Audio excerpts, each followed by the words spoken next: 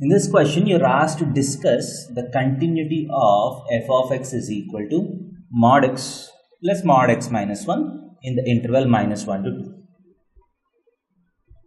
So if you look at the function f of x, it is the sum of two functions. So f of x is equal to mod x plus modulus of x minus 1.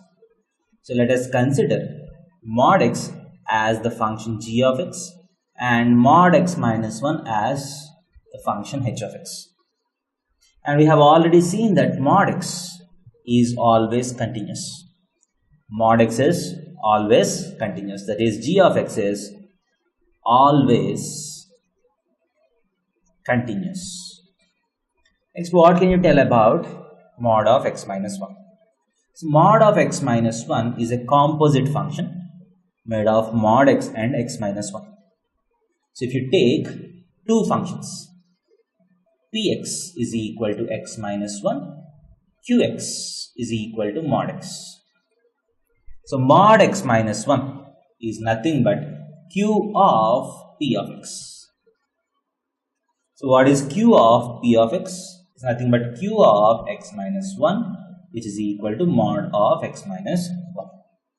So mod x minus 1, which is h of x, is a composite function of mod x and mod x minus 1. And x minus 1 is a polynomial function.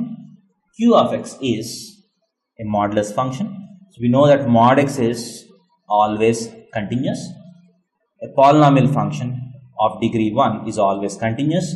So the composition of q and p is always continuous.